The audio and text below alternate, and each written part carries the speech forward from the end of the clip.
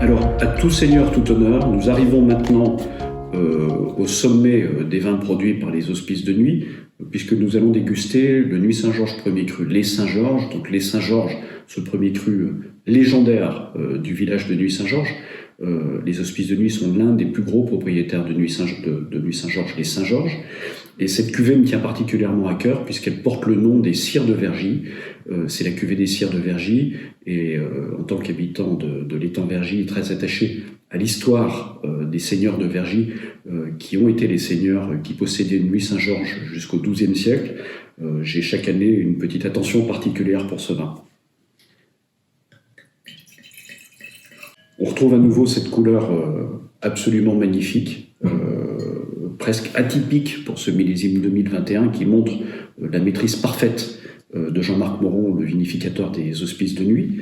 Et même, vous avez vu, quand le vin a coulé dans mon verre, cet aspect, cette texture un tout petit peu sirupeuse, qui est le propre des plus grands vins, des plus beaux premiers crus et des grands crus bourguignons. Très grande classe, énormément de fraîcheur, une complexité au nez impressionnante, beaucoup de finesse en même temps, un assemblage de fruits, de ronces, un peu d'écorce, typique de Nuits Saint-Georges, des parfums un petit peu épicés, un petit peu de genièvre également, quelque chose de très très légèrement résineux, un tout petit peu de buis aussi qui font penser aux friches qui dominent ces coteaux de Nuits Saint-Georges.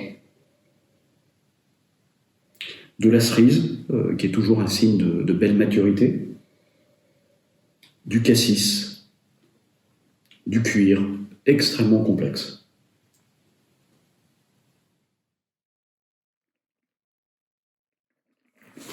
Une attaque en bouche ample, large, profonde, une certaine structure, une certaine puissance, un équilibre absolument magnifique. C'est vraiment la grande classe, un vin qui est dense, qui est profond, mais qui est déjà ouvert, qui a déjà une certaine maturité. La fermentation malolactique n'est pas commencée encore, mais ce qui n'est absolument pas une inquiétude, parce que on est ici dans un vin à évolution lente, c'est un grand vin. Nous allons, si nous arrivons à acheter quelques pièces que nous espérons, nous allons l'élever dans nos caves pendant encore bien 12 à 15 mois. Donc il aura le temps de s'exprimer, de trouver sa place, de trouver sa maturité. Mais déjà un superbe équilibre. Encore une fois, un vin de grande classe qui réunit à peu près tout ce qu'on peut espérer dans les grands vins de Bourgogne. Cette complexité, cette largeur et cette ampleur, et cette fraîcheur en même temps qui se termine par une certaine structure. On pouvait penser, certains le disaient, que ce millésime 2021 ne serait peut-être pas un grand millésime de garde.